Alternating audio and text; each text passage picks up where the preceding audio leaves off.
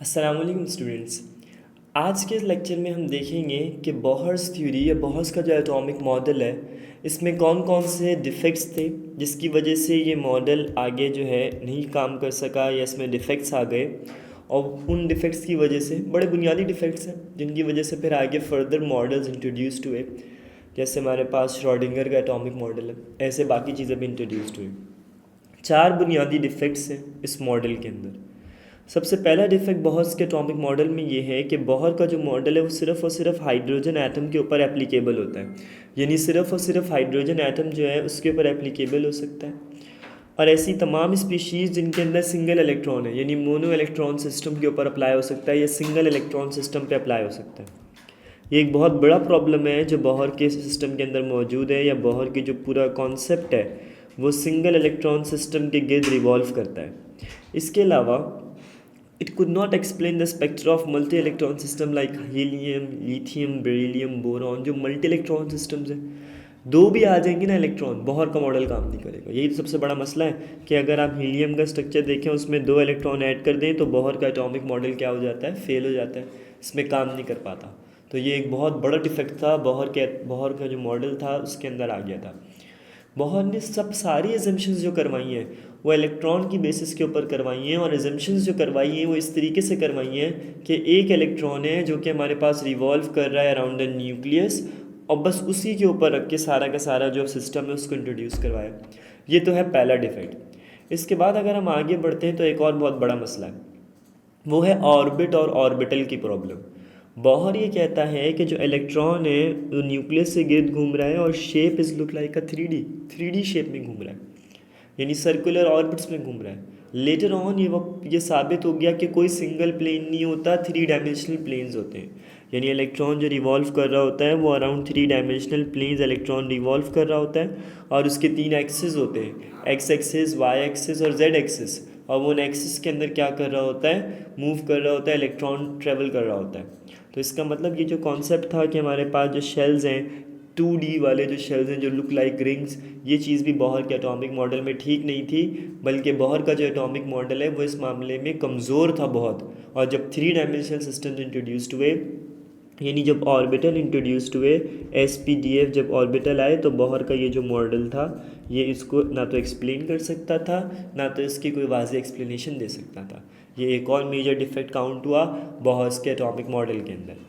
इसके बाद एक और बहुत बड़ा मसला ये था कि बोहर का अगर आप मॉडल पढ़ते हैं ना, और उसमें हम बताते हैं कि न्यूक्लियस है, न्यूक्लियस से गिर्द इलेक्ट्रॉन घूम रहा है, तो हम ये कहते थे कि वो एक डेफिनेट डिस्टेंस है, यानी न्यूक्लियस से इलेक्ट्रॉन तक का जो डिस्टेंस है वो एक डेफिनेट डिस्टेंस है फ्रॉम द न्यूक्लियस, और इलेक्ट्रॉन जो है वो रिवॉल्व कर रहा है अराउंड द न्यूक्लियस और एक डेफिनेट वेलोसिटी से कर रहा है। इसका मतलब अगर इलेक्ट्रॉन डेफिनेट वेलोसिटी से मूव कर रहा है तो उसका एक फिक्स मास है, फिक्स वेलोसिटी है, तो उसका जो मोमेंटम है वो मालूम है और हमें उसकी लोकेशन भी पता है। तो इसका मतलब साइमल्टेनियसली बोहर का जो मॉडल है वो लोकेशन और मोमेंटम को फाइंड आउट कर लेता है, जबकि एक्चुअल प्रैक्टिस में यह नामुमकिन है कि आप दोनों चीज़ों को सर्टेन डिफ़ाइन कर लें। मतलब दोनों चीज़ों की सर्टेनिटी साइमल्टेनियस यानी एक साथ डिफ़ाइन करना नामुमकिन में से है। या तो आप ये बता देंगे कि इस पर्टिकुलर मूविंग ऑब्जेक्ट का मोमेंटम क्या है, क्योंकि ज़ाहिर है हर वक्त के साथ साथ सेकंड्स में चेंज हो रहा है ना मोमेंटम। दूसरी बात, या तो आप उसको रोक दें, स्टॉप कर दें, उसकी लोकेशन बता दें। अगर रोक देंगे तो वेलोसिटी ज़ीरो, तो बोहर की तो सारी इक्वेशन, सारी डेरिवेशन ज़ीरो हो जाएंगी ऑटोमेटिकली। तो बोहर का जो मसला था वो ये था कि हेजनबर्ग अनसर्टेनिटी प्रिंसिपल जो था वो जब आया, हेजनबर्ग नामी साइंसदान ने इंट्रोड्यूस करवाया, तो बोहर के मॉडल में तो मीनिंगलेस कॉन्सेप्ट आ गया, क्योंकि बोहर तो मोमेंटम और लोकेशन दोनों को क्या करता है, साइमल्टेनियस डिफाइन करता है। तो ये एक बहुत बड़ा बोहर के अंदर डिफेक्ट क्रिएट आ गया। बोहर्स का जो एटॉमिक मॉडल था वो क्या हो गया, इस मामले को प्रॉपर तरीके से एक्सप्लेन नहीं कर सका।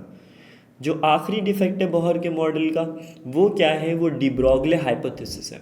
डी ब्रॉगले ये कहता है कि इलेक्ट्रॉन जो अराउंड द न्यूक्लियस रिवॉल्व कर रहा है, ये जो रिवॉल्वेशन है इलेक्ट्रॉन की, ये हमारे पास in the form of wave भी है और पार्टिकल भी है।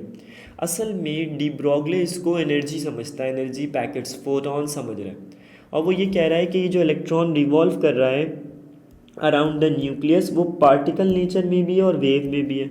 इसका मेजर काम ये था कि ये कहता है कि दोनों चीज़ें एक्सप्लेन होनी चाहिए, वेव भी होनी चाहिए, पार्टिकल नेचर भी होनी चाहिए। क्योंकि जब इलेक्ट्रॉन को आप चार्ज पार्टिकल या एनर्जी वाला ऑब्जेक्ट समझ रहे हैं तो E is equals to mc² Einstein की इक्वेशन और E is equals to h nu Max Planck की जो इक्वेशन है वो अप्लाई हो रही है। तो इसका मतलब ये तो एक बहुत बड़ा मसला है कि हमारे पास मास और वेलोसिटी एक्सप्लेन हो रही है और h न्यू यानी हमारे पास प्लैंक्स कांस्टेंट और फ्रीक्वेंसी भी एक्सप्लेन हो रही है। ये जो प्रॉब्लम है ये सबसे पहले डी ब्रॉगली ने इसको हाइपोथेसिस को एक्सप्लेन किया, कोई अपनी बात नहीं बोली। आइंस्टाइन का कॉन्सेप्ट एनर्जी को मास के साथ इंटरलिंक करने का है और मैक्स प्लैंक का कॉन्सेप्ट एनर्जी को फ्रीक्वेंसी के साथ इंटरलिंक करने का है। यानी एक ये समझता है कि मास के एतबार से पार्टिकल नेचर होनी चाहिए, एक ये समझता है कि वेव नेचर होनी चाहिए। तो डी ब्रॉगली ये समझता है कि डुअल नेचर होनी चाहिए, जबकि बोहर का जो मॉडल है वो ओनली किसको एक्सप्लेन करता है, सिर्फ और सिर्फ पार्टिकल नेचर ऑफ इलेक्ट्रॉन को एक्सप्लेन करता है, इसके अलावा ये एक्सप्लेनेशन कर ही नहीं सकता। तो ये तो एक बहुत बड़ा मसला आ गया कि बोहर का जो एटम है वो और कुछ एक्सप्लेन ही नहीं कर रहा था, और मतलब पार्टिकल एक्सप्लेन हो रहा है लेकिन वेव नेचर एक्सप्लेन नहीं कर रही, यानी डी ब्रॉगली हाइपोथेसिस को फॉलो अप नहीं कर सकता। तो ये वो 4 मेजर डिफेक्ट हैं जो बोहर्स के एटॉमिक मॉडल में मौजूद थे, जिसकी वजह से बोहर का जो एटॉमिक मॉडल है वो क्या हो गया, वो डिक्रीमेंट की तरफ चला गया, उसको उस तरह सपोर्ट नहीं मिल सकी आगे, और आने वाले वक्तों में नए एटॉमिक मॉडल की ज़रूरत पेश आई जो श्रोडिंगर नामी साइंसदान ने आके फिलअप करी। और भी इसके दरमियान में कुछ स्टेप्स थे वो फॉलो अप हुए, और अब जो एटॉमिक मॉडल है वो दुनिया के अंदर पहले से यानी इस्टेब्लिश्ड है कि एटम का क्या मॉडल होना चाहिए। मुझे उम्मीद है आपको यहाँ तक बोहर का टॉपिक समझ आया होगा।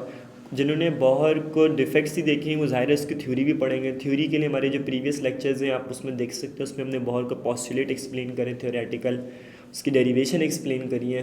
तो एक एक चीज़ अच्छे से एक्सप्लेन हो गई, उसको आप देखें ताकि आपका एक पूरा टॉपिक जो है वो कवर अप हो जाए। Thank you.